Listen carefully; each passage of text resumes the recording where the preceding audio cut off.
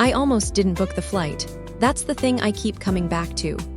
I almost talked myself out of it, the way I'd talked myself out of going home a dozen times over the years.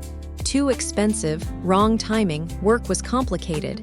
My mother said Sophie needed rest, and visitors sometimes set her back. There was always a reason. There was always a reason that made sense if you didn't look at it too carefully. But I had looked at the photograph too many times. My mother called me on a Thursday evening in late September, crying in the particular way she cried when she needed something, a specific frequency of distress that I had become, over 15 years, expertly calibrated to respond to. Sophie's kidneys were showing strain again. The specialist wanted to adjust the treatment protocol. There were costs involved. There were always costs involved. I said I would transfer the money by Friday. Then I opened my laptop to do something unrelated, and the photograph was still open in another tab, because I had been looking at it earlier and hadn't closed it.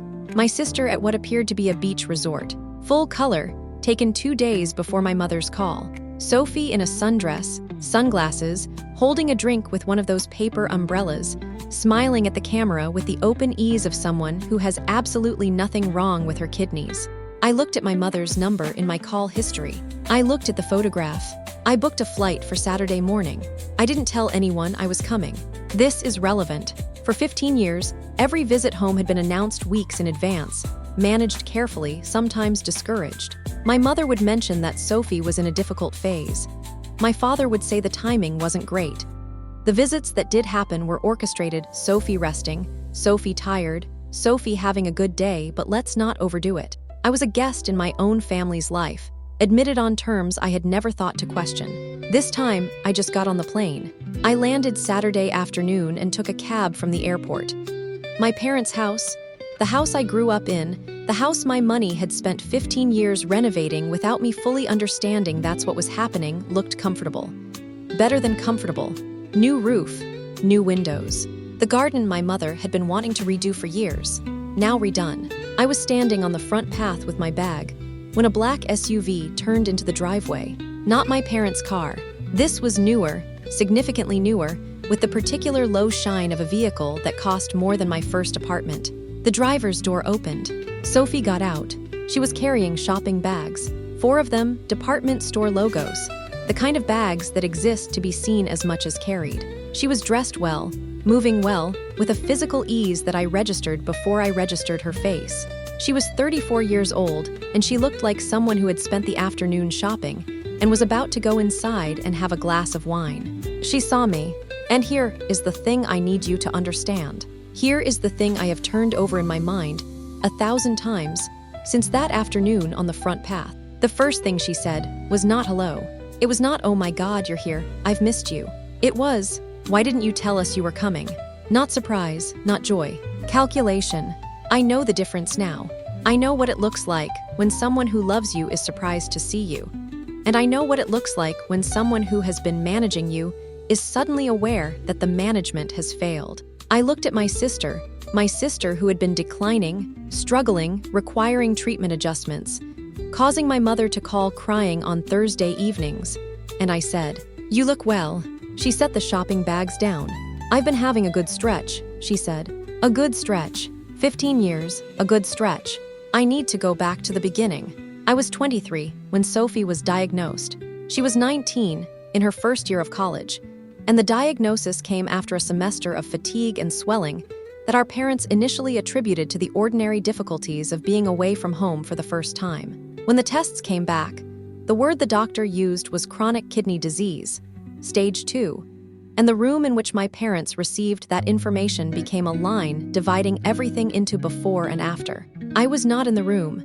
I was at my apartment, an hour away, working a job I'd taken 6 months out of college with plans to save enough to start a small engineering consultancy with a friend. The friend's name was Marcus. We'd been planning it for 2 years. We had a business plan and a client list and a lease on a small office space we were going to sign in February. My father called me that evening. He told me what the doctors had said. He explained the treatment requirements, medication, regular monitoring, dietary restrictions, specialist oversight. He explained the costs. And then he went quiet in the way he went quiet when he was waiting for me to understand something without him having to say it directly. I understood. How much? I said. He told me. I called Marcus the next morning and told him we'd have to delay the business. He said he was sorry about Sophie. He said we could try again in a year. We never tried again. The year became 2 years, became 10, became 15. And Marcus built the business without me and it did fine. And I told myself I was glad for him, and mostly I was. Sophie's illness was real. I want to be clear about that because it's the part that makes everything else so complicated. She was genuinely sick. The early years of treatment were real. The medication was real. The monitoring visits were real. When my mother described Sophie's bad days, she was not inventing them, not in the beginning. Sophie was pale and tired, and sometimes frightened. And I would drive home on weekends when I could and sit with her, and feel the weight of what it meant to watch someone young and otherwise healthy understand that her body was not entirely reliable. I loved my sister. This is the foundation. Everything else has to be understood against. I loved her the way older siblings love younger ones when the age gap means you remember them arriving, when you were old enough to hold them, to walk them to school, to feel a specific protective responsibility that never entirely goes away. Sophie had been my shadow for the first decade of her life, following me around with the unself-conscious devotion of small children who have not yet learned to be strategic about who they admire. When she got sick, not helping was never a question. The consultancy was a plan. Sophie was my sister. The money arrangement started practically. My father sat me down about 2 months after the diagnosis and laid it out with the directness he reserved for serious conversations. Treatment was ongoing. Their savings were limited. Insurance covered some of it, but not enough. If I could contribute a fixed amount monthly, just temporarily, until they found their footing, it would make the difference between Sophie getting the right care and having to compromise. Just temporarily. I have thought about those words more times than I can count. I said yes immediately. Of course I said yes. The amount he named was manageable. I had to restructure some things, let go of some plans, stop saving for a couple of goals I'd set for myself, but manageable, temporary and manageable. I moved to a smaller apartment that month to offset the difference. I told myself it was fine. Sophie called me that week. She was emotional, grateful in the overwhelming way of someone who has not yet learned to accept help as ordinary. She said she didn't know what she would do without me. She said she was going to get better and pay me back and she was going to be fine. She was sure of it. The doctors were optimistic. I told her to focus on getting better and not worry about the rest. I meant it completely. The first year was the hardest, not because of the money, which I had recalibrated to, but because of the fear. Every update from my parents arrived with a quality of fragility. Sophie had a difficult week. Sophie's numbers weren't great. The specialist was adjusting the protocol. I lived with the low-grade anxiety of someone waiting for news that the worst had happened, checking my phone between meetings, picking up every call from my mother on the first ring. Slowly, in the second year, Sophie stabilized. The updates became less urgent. Sophie was managing better. The medication seemed to be working. There were still bad periods, still adjustments, but the overall trajectory was upward. The payments continued. I didn't question this. People with chronic conditions require ongoing management. Stable is not the same as resolved. I understood this, or believed I did, and I sent the monthly transfer without examining the logic of it too carefully, because examining it meant confronting questions I wasn't ready to ask. What I noticed, what I filed away without fully processing, was that the stable period never seemed to become the recovered period. Every time I thought we might be approaching the end of the treatment phase, something shifted. A new specialist recommendation, a medication adjustment, a period of strain that required additional monitoring. The horizon kept moving. I kept moving toward it. By year 4, I had been promoted twice and was earning enough that the monthly transfer was less punishing, which my parents interpreted as room to increase the amount slightly. My father mentioned it carefully, apologetically, with the manner of a man who knows he is asking for something uncomfortable. There was a new medication Sophie's specialist recommended, significantly more effective, but significantly more expensive. I agreed. Year 5, year 6, year 7, the temporary arrangement that was never temporary became the structure of my life. And my mother called me on a Thursday evening in late September of year 15, crying in the frequency I had learned to respond to, and told me Sophie's kidneys were showing strain again. By Friday afternoon, I had transferred the money. By Saturday morning, I was on a plane. I just hadn't told anyone I was coming. And standing on the front path of my parents' renovated house, watching my sister set down her department store shopping bags and look at me with calculation instead of joy, I understood, not fully, not yet, but in the way that first understandings arrive, incomplete and vertiginous, that the horizon I had been moving toward for 15 years had never existed. It had been painted on, and I had been walking toward it my entire adult life. Let me tell you what 15 years looks like from the inside, not as a number, not as an accounting. Let me tell you the specific texture of it, the particular shape of a life lived in service of a story that turned out not to be true. In year 2, I met Lauren. She was a structural engineer at a firm that did occasional work adjacent to mine, and we met at an industry event that I almost didn't attend because I was tired and the week had been long. She had opinions about load-bearing calculations that I found unexpectedly interesting, and we talked for an hour and a half without noticing the room emptying around us. We dated for 3 years. She was patient in the way of someone who has decided you are worth patience, which is a different thing from someone who simply doesn't notice what they're tolerating. Lauren noticed. She made a conscious choice, repeatedly, to work around the architecture of my life, the monthly transfers, the Thursday evening calls from my mother, the way certain weekends would shift without warning when a family situation needed managing. She met my parents once. Sophie was having a difficult period and wasn't up to meeting anyone new, so it was just the 4 of us at my parents' house for Sunday lunch. My mother was warm to Lauren in the careful way she was warm to anyone whose continued presence in my life might complicate the arrangement. My father asked about her work with genuine interest. It was a pleasant afternoon that somehow left Lauren quiet on the drive home. They talk about Sophie a lot, she said. She's been struggling, I said. Lauren looked out the passenger window. I know, she said. I just mean, for a lunch that was about meeting me, it was mostly about Sophie. I didn't have a good answer for that. She didn't push it, but I noticed, in the months that followed, that she began keeping a small mental ledger. Not maliciously, not strategically, just in the unconscious way that people track patterns when patterns start to matter. The weekend I canceled our plans because my mother needed help managing a specialist appointment. The birthday dinner I arrived late to because my father had called with a question that became a long conversation. The holiday we'd been planning for 8 months that I suggested postponing because Sophie was in a difficult stretch, and it didn't feel right to be unreachable. That last one was the one. We were sitting in my apartment, the travel itinerary open on my laptop, and I explained the situation carefully and reasonably, all the logic of it. And when I finished, Lauren was quiet for a moment. Then she said, "Ethan, when do you think Sophie won't be in a difficult stretch?" I said I didn't know, that it was hard to predict, that the illness had unpredictable cycles.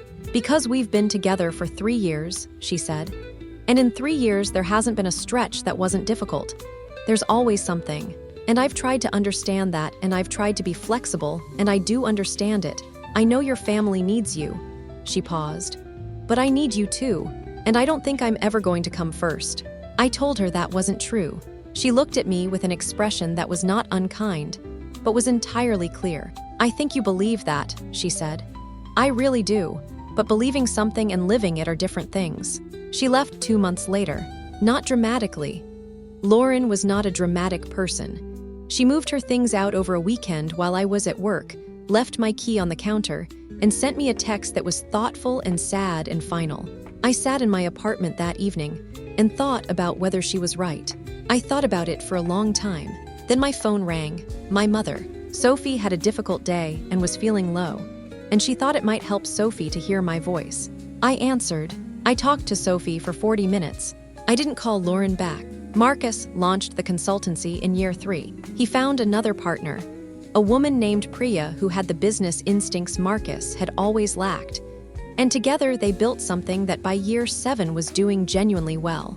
I tracked it from a distance, with the particular feeling of watching a road you chose not to take become a road that led somewhere good. Marcus and I stayed friends, He was careful about it, careful not to let the business become a thing between us, careful to keep the friendship separate from what might have been a professional partnership.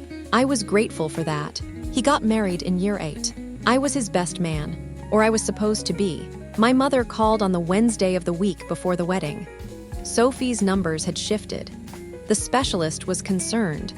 There was a decision to be made about adjusting the protocol, and she was scared, and she needed me to come home, just for a few days, just until things were clearer. I called Marcus. He was quiet on the phone for longer than I'd expected. "Ethan," he said, "I need to ask you something, and I need you to answer honestly." "Okay. Do you want to come to the wedding?" "Of course I do, because I've watched your family do this for 8 years, he said. "And I've never said anything because it wasn't my place. But there is always something. There is always a reason you can't show up for your own life." He paused. "And I love you and I understand about Sophie, and I'm not asking you to be a bad brother. But I'm getting married on Saturday, and I need to know if you're going to be there." I told him I would try. I didn't make it. The protocol adjustment took priority. I spent the weekend in my parents' house, running logistics, making calls, managing a situation that felt urgent and real in all the ways it had always felt urgent and real. I watched Marcus's wedding on a video someone posted afterward. 13 seconds of him dancing with his wife in a function room I had helped him pick out 3 months earlier. He didn't say anything about it. That was almost worse. The house changed gradually. That's the thing about gradual. It's designed not to be noticed. A new sofa in year 4, which my mother explained was necessary because the old one had finally given up. New kitchen appliances in year 6, which my father attributed to a good run on some investments he was vague about. The garden renovation I mentioned, that was year 9. A project that took 3 months and involved a landscaper whose invoice, had I seen it, would have given me questions I wasn't asking yet. My parents stopped working around year 7. My father had been a machinist. He took early retirement, which I understood. The work was physical. He was in his late 50s, and early retirement was a reasonable choice for a man of his age and circumstance. My mother had worked part-time at a dental office for 15 years and simply stopped going in one day, as far as I could tell. She mentioned it casually in a call, the way you mention something that's been decided and doesn't require discussion. I remember thinking, I hope they have enough saved. I did not think, I wonder if they're planning to use my money instead. Because Sophie was sick, and people with sick children simplify their lives, and it was reasonable that my parents had restructured their circumstances to focus on caring for her. I was very good at reasonable explanations. I had been practicing them for years. Sophie herself was a presence I experienced mostly at a distance. The visits were rare. Every 18 months, maybe 2 years, always managed carefully. Sophie was usually tired when I arrived, resting when I called ahead, not up to a long visit. I spent most of my home time with my parents, who updated me on Sophie's condition with the consistency of a medical briefing, and saw my sister for perhaps an hour at a stretch. She seemed thin. She seemed quiet. She asked about my work with what appeared to be genuine interest, and answered my questions about her health with the weary shorthand of someone who has explained their situation many times and has learned to be efficient about it. I believed her. She was my sister. The calls were similar. My mother would tell me Sophie was having a hard day and suggest I call to cheer her up. Sophie would answer sounding flat and tired. We would talk about nothing significant for 20 minutes, and she would say she needed to rest, and we would hang up. There was one call, year 11, I think, or maybe 12, where I asked her directly how she was really doing. Not medically, just personally, whether she was okay. She was quiet for a moment. "I'm managing," she said, something in her voice. I registered it and didn't know what to do with it, so I filed it under the general category of someone learning to live with a chronic condition, which produces its own specific variety of exhaustion that doesn't always have words. "You'd tell me if something was wrong," I said. "Beyond the medical stuff, if you needed something else." Another pause. "Yeah," she said, "of course." I believed her then too. Year 13 was the year I stopped being able to ignore the math. Not the medical math. I had never looked at that closely enough. The life math. The calculation of what had been spent and what had not been gained and what the difference amounted to. Lauren was gone. Marcus was married with a daughter I had met twice. The consultancy I had almost started was a successful business that didn't have my name on it. I was 36 years old with a good career and a careful life and a monthly transfer that went to my family without a second thought. And I sat on a Sunday morning in my apartment, good apartment. Nothing wrong with it, just mine, just always mine alone, and I thought, what am I building? Not for Sophie, not that question which I knew the answer to, but for myself. What is the shape of the life I am building? I couldn't answer it clearly. And then, 3 weeks later, my mother called crying. Sophie's kidneys were showing strain again. The specialist was concerned. There was a new medication that might help, but the cost was significant and they were already stretched, and if I could, I said I would transfer it by Friday. I hung up. I opened my laptop to process the transfer, and in another tab, a social media platform I checked occasionally, connected to an account I rarely used. A photograph had been shared by someone I vaguely knew who was tagged with several people I didn't recognize. One of the people I didn't recognize was my sister, Sophie, in a sundress, at what appeared to be a resort of some kind, pool in the background, drinks on the table, the specific quality of light that belongs to somewhere warm and deliberately chosen.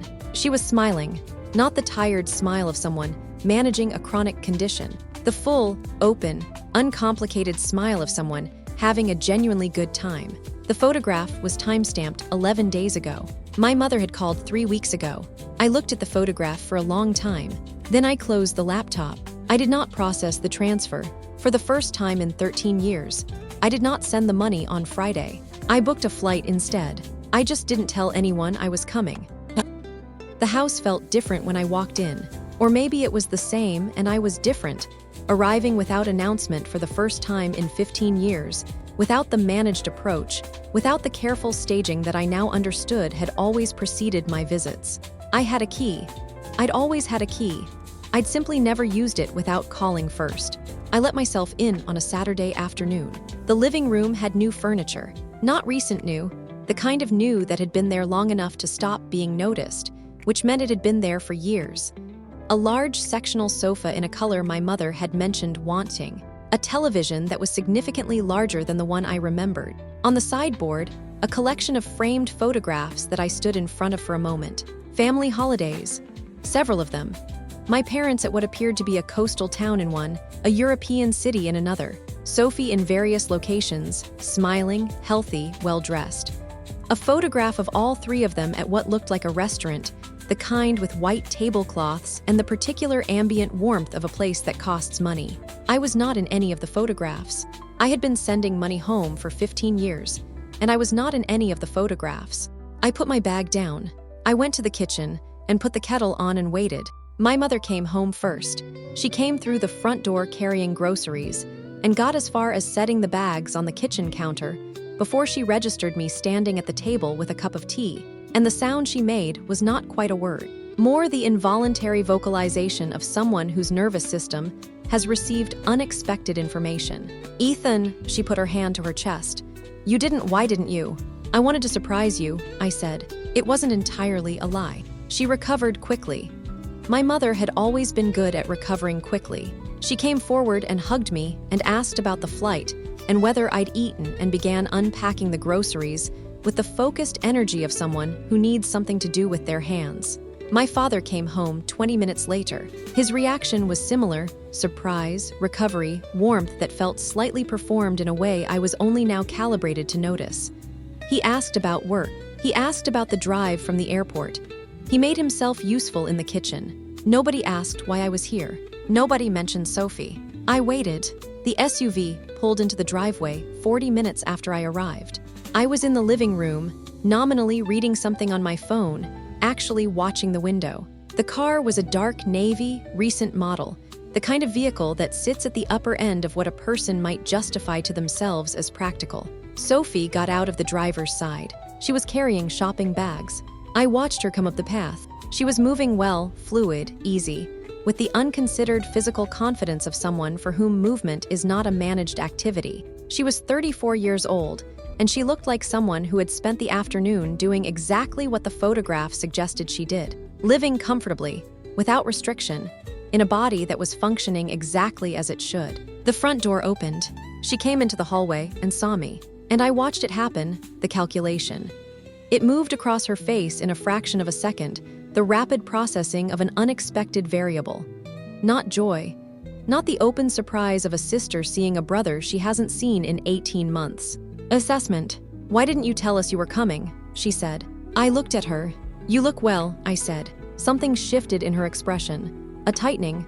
I've been having a good stretch, she said. She set the shopping bags down by the stairs and went to the kitchen. And I heard her say something to my mother in a low voice. And I heard my mother respond. And neither of them came back into the living room for several minutes. When they did, everything was very normal. Dinner was proposed. Plans were made. My father opened a bottle of wine. Nobody mentioned the bags.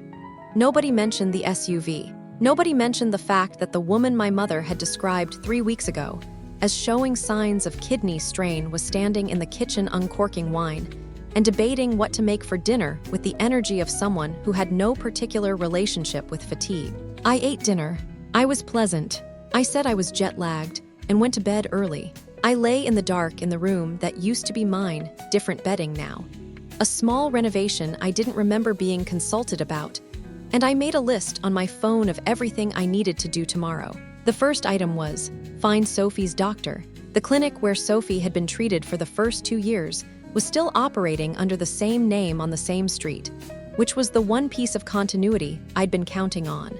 I arrived at 9 on a Monday morning and asked to speak with someone about a patient's historical records. The receptionist was polite and thorough, and explained that Dr. Whitmore, who had overseen Sophie's case in the early years, had retired 4 years ago. His caseload had been transferred to a Dr. Anand, who could see me Tuesday if I made an appointment, though accessing records for a family member had certain requirements. Is there anyone here who worked with Dr. Whitmore? I said. Specifically on my sister's case, Sophie Carter. The receptionist typed something, looked at the screen. Then she leaned slightly to her left and called back into the office area. A woman appeared at the door to the back, late 50s, the efficient bearing of someone who has been doing the same work for a long time. She looked at the receptionist, then at me. Carter, she said. Sophie Carter, I said. She was a patient here, I'm her brother. Something moved through the woman's expression. Not alarm, exactly. More like the careful neutrality of someone deciding how much to say. I remember Sophie, she said. I was Dr. Whitmore's nurse for 12 years. She paused. Is everything all right? I'm not sure, I said. I'd like to understand her treatment history. I've been contributing to her care for a long time, and I'm realizing I don't have a clear picture of where things stand. The nurse looked at me for a moment. Then she said, why don't you come through? Her name was Margaret. She had been with the practice since before Sophie's original diagnosis, and she remembered the case with the particular clarity of someone for whom certain patients leave an impression. Sophie was a good patient, she said. Compliant, consistent with the medication. Dr. Whitmore was genuinely pleased with her response to treatment. She folded her hands on the desk. By the end of the second year, she had achieved what we considered full functional stability. Dr. Whitmore documented it clearly. He spoke with the family. When you say the family, your parents were at that appointment, she said. Your mother and father both. He explained that Sophie's kidneys had responded better than the initial prognosis suggested. That with continued sensible habits, diet, regular monitoring, avoiding certain risk factors, she could expect to live an entirely normal life. Margaret paused. He said it was one of the better outcomes he'd seen with a presentation like hers. I sat with that. The end of year 2, 13 years ago. And the ongoing treatment, I said carefully. The specialist consultations, the medication adjustments, the protocol changes. Margaret looked at me.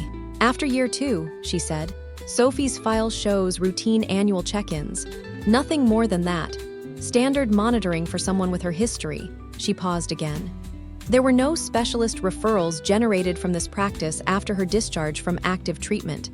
If there were specialists involved subsequently, they weren't coordinated through us. I thanked her. I drove back to my parents' house. They were all there when I arrived. My parents at the kitchen table, Sophie on the sofa in the living room. Someone had called someone, I understood. They had been waiting. I sat down at the kitchen table across from my parents. Sophie came to stand in the doorway between the rooms. I put my phone on the table, the notes app open, the list I'd been building since the night before. I didn't raise my voice. I want to be clear about that, because I think people expect a moment like this to involve raised voices. They expect the confrontation to have a certain temperature. What I felt was not hot. It was very, very cold, the cold of something that has been building for a long time finally being allowed to be what it is. Sophie's treatment ended in year 2, I said. 13 years ago, Dr. Whitmore documented full functional stability. He told you at an appointment you both attended. I looked at my father, then my mother. I'd like you to tell me what happened after that. My mother looked at the table. My father's jaw worked.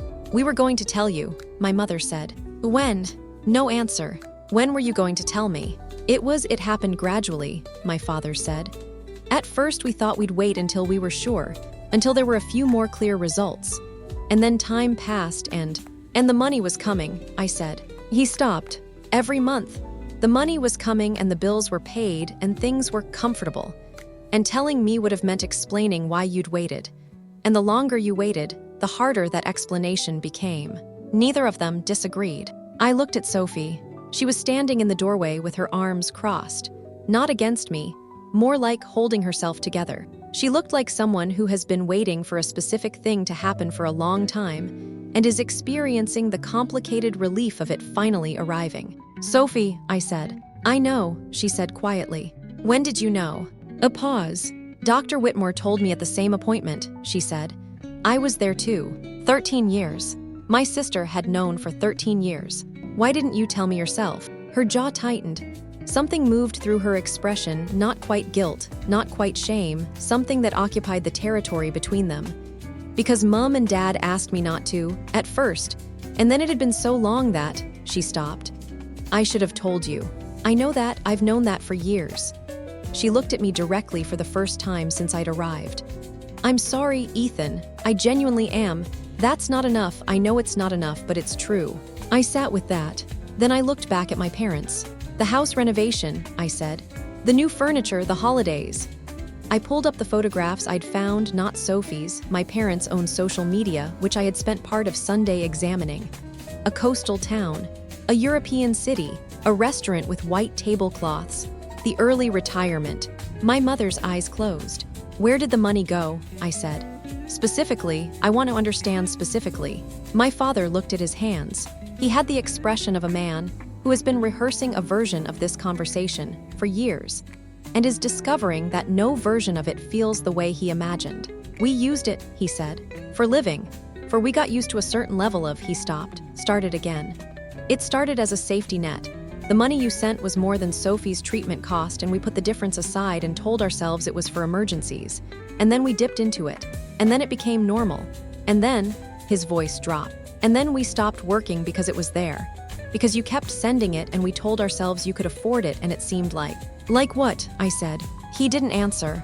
Like I would never find out, I said. Like I would just keep sending it forever because Sophie was sick, and I would never think to check. The kitchen was very quiet. Outside a car passed. A bird somewhere. Ordinary Saturday sounds, entirely indifferent to what was happening at this table. How much? I said. Total, what do you think the number is? Neither of them answered immediately. I told them the number I had calculated.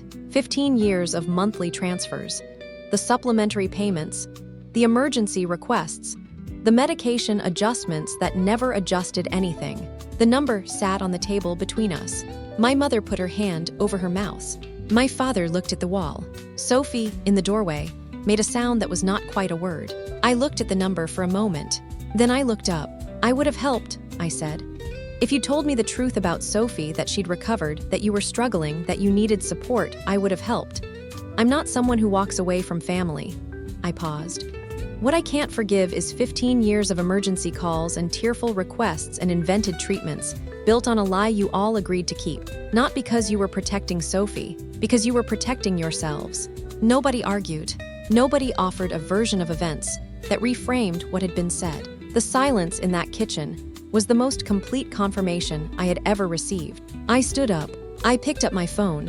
I'm going to go for a walk, I said. When I come back, we're going to talk about what happens next. I walked out the front door into the ordinary Saturday afternoon.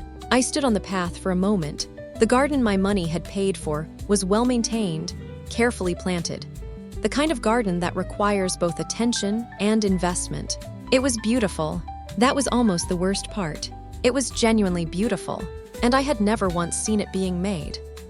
I walked for about 40 minutes, not going anywhere in particular, just through the neighborhood I grew up in, past the houses I had a childhood relationship with, the corner where Marcus and I used to meet on school mornings, the park where Sophie had learned to ride a bike with me running alongside holding the seat, the street that looked exactly as it always had, and felt completely different now that I understood the terms under which I had been allowed to exist in relation to it. I wasn't rehearsing what I was going to say. I had already said most of it. What I was doing, I think, was giving myself time to understand what I actually felt. Because it wasn't what I'd expected. I had imagined, in the abstract, that a moment like this would feel like an explosion, the release of 15 years of compressed pressure in one uncontrolled event. What I actually felt was something quieter, and in some ways harder to manage. Clarity, the particular cold clarity of a person who has been operating inside a story that turned out not to be true, and who has to decide what to do with the version of himself that believed it. I turned around and walked back. They were where I'd left them, my parents at the kitchen table. Sophie had moved from the doorway to a chair at the far end of the table, which felt significant in a way I didn't examine. The wine from the previous night was still on the counter. Nobody had touched it. I sat down. I took a breath. "I want to say something," I said, "and I need all three of you to hear it without interrupting. When I'm finished, you can say whatever you need to say." Nobody spoke. "I don't think you're bad people," I said. "That's the part I've been working through for the last hour. I keep waiting to feel something uncomplicated, rage, contempt, the clean certainty of knowing exactly who you are. But I can't get there, because I know who you are. I've known you my whole life, and what you did doesn't fit the version of you I know, and it also completely does, and holding both of those things at the same time is the most exhausting thing I've ever done." I looked at my mother. "You used to cry when you called," I said.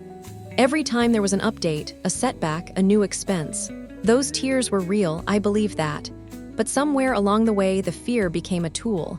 You learned that the tears produced a response, and the response was reliable, and you used it." I paused. "I don't think you decided to do that. I think it just became the shape of how we worked, and you let it." My mother's eyes were wet. She didn't speak. I looked at my father. "You laid it out practically," I said. "That's how you've always worked. The first conversation, the monthly amount, the framing of it as temporary. You knew what you were doing. You might not have known how far it would go, but you knew what you were doing." I paused. "And when Sophie recovered and the money kept coming, you didn't say anything because saying something would have meant giving something up. And you'd gotten used to having it." My father looked at his hands. He nodded once, barely perceptible. "And Sophie," I said. She looked up. "You were 19 when you got sick. You didn't create the arrangement. But you were 34 years old the last time my mother called me crying about your kidneys, and you knew the truth and you said nothing." I kept my voice even. "I would have understood, if you'd called me yourself. If you'd said, 'I'm better, I've been better for years. I don't know how to fix what Mom and Dad have set up, but I need you to know the truth.' I would have been angry, but I would have understood. We could have dealt with it together." She pressed her lips together. "Instead, you let it run," I said. "For 13 years. You drove the SUV and bought the shopping bags and went on the holidays, and every time I called you sounded tired. You performed being ill for me. For your brother." "I know," she said. Her voice was barely audible. "Is that what I was to you? Something to perform for?" "No," more force in it now. She looked at me directly. "No, that's not 'I love you, Ethan.' That's never been the performance. I love you and I was ashamed, and I told myself every year I would fix it, and every year I didn't, and the shame got larger and the fixing got harder, and She stopped. "There's no version of this that makes me look okay. I know that." "No," I said, "there isn't." Silence. Then my mother said, "We thought you could handle it, financially. You were doing well, and we thought that I could afford it." "Yes. So the question was never whether it was right," I said. "Only whether I could afford it." She didn't answer. "I want to tell you what it cost," I said. "Not the money, you know the money. I want to tell you the other things." I told them about Lauren. Not everything, some of it was mine, too private to put on a kitchen table, but enough, the 3 years. The patience she had extended and extended until it ran out. The conversation on the sofa where she'd said the most precise and honest thing anyone had ever said to me about the shape of my own life. Believing something and living it are different things. My mother's face, as I talked about Lauren, was something I will not forget. Not guilt exactly, more the expression of someone being shown a consequence they had not calculated, had genuinely not included in their accounting of what the arrangement cost. I told them about Marcus's wedding, the call I'd made to tell him I couldn't come, the 13 seconds of video on someone else's social media account. I told them about the consultancy, the business plan Marcus and I had made for 2 years, the lease we were going to sign in February. I told them about the Sunday mornings. There were Sunday mornings, I said, when I sat in my apartment and tried to understand what I was building, what the shape of the life I was living was for, and I always arrived at the same answer: it was for Sophie. It was for family. It was temporary. I looked at all 3 of them. 15 years of temporary. The kitchen was very quiet. Outside, the garden my money had paid for was doing what well-maintained gardens do on a Saturday afternoon. Simply being there, indifferent and beautiful, requiring nothing from anyone. I'm not going to make a decision tonight about what our relationship looks like going forward, I said. I don't know yet. I need time to understand what I want from my own family, and I haven't had to ask that question in a very long time. I looked at my parents, but I need you to hear this clearly. I paused. The financial arrangement is finished. As of today, I'm not transferring anything next month or the month after. Whatever you need to restructure, your expenses, your income, however you've been living, that's something you're going to work out. I'll help you find resources if you need guidance, but I will not be the resource. My father looked up. Ethan, I'm not negotiating this, I said, not unkindly, just finally. This isn't a conversation. This is me telling you what's true. He closed his mouth. I looked at Sophie. You need to support yourself, I said. I don't know what that looks like for you. I hope you figure it out. I genuinely do. A pause. You're not sick. You haven't been sick for 13 years. Whatever story you've been living inside that let you forget that, I hope you find your way out of it. She nodded. Her eyes were wet, but she didn't cry. I respected her for that. I flew home on Monday morning. The flight was uneventful. I slept for most of it, which surprised me. I had expected to lie awake running things through my mind. But somewhere over the middle of the country, I simply went under. The deep sleep of someone who has been holding something for a very long time and has finally been allowed to set it down. I took a cab from the airport to my apartment. I made coffee. I sat at my kitchen table and opened my laptop. The first thing I did was cancel the standing transfer. It took about 45 seconds. A few clicks. The kind of action whose brevity is entirely disproportionate to its significance. I had been executing the reverse of that action, setting the transfer, confirming it, watching the amount leave every month for 15 years. 45 seconds to stop. I closed the laptop. I sat with my coffee and looked out the window at the street below. Ordinary Monday morning. People going where they were going, the city doing its usual thing, entirely unaware that anything in particular had shifted. My phone showed 2 missed calls from my mother. I looked at them. I didn't call back. Not out of cruelty. I would call eventually, when I knew what I wanted to say. But not today. Today I was going to sit in my apartment and drink my coffee and do something I had not done in 15 years. I was going to think about what I wanted, not what the family needed, not what Sophie's condition required, not what the next treatment phase would cost, or what emergency had arisen, or what my mother's crying meant this time. What I wanted. It turned out to be a surprisingly difficult question. I had spent so long organizing my life around someone else's needs that my own had become unfamiliar. Not absent, just unpracticed. Like a language you spoke fluently once, and have not used in so long that you have to reach for words that used to come without effort. I thought about Lauren, which I did less often now but still sometimes. I thought about Marcus and his consultancy and his daughter I had met twice. I thought about the holiday I had postponed that never got rebooked. I thought about who I would be if I had not spent 15 years being defined by what I gave. I didn't have an answer, but I had, for the first time in a very long time, the space to look for one. The following Friday, my salary arrived. I sat at my kitchen table and looked at the notification on my banking app. The number that appeared in my account on the last Friday of every month, which had for 15 years been a figure I divided, the transfer, and the remainder. This time, there was no division. The full amount sat there. Mine. I looked at it for a long time. I had expected to feel triumphant. I had expected something clean and clear. The satisfying click of a wrong thing being righted, justice arriving in quantifiable form. What I felt was quieter than that. Not sad, not victorious. Just present, here, in my own life, with my own money, with a Friday evening ahead of me that belonged entirely to me. I called Marcus, not to explain everything. That was a longer conversation, one I owed him properly, but just to talk. He answered on the third ring, slightly surprised, and I asked how he was, and he told me, and I listened. And somewhere in the middle of a conversation about nothing in particular, I understood that this was what I had been working toward all along. Not the money, not the reckoning, just this, an ordinary Friday evening. A phone call with a friend. The simple, uncomplicated fact of my own life, available to me, finally, for the first time in 15 years.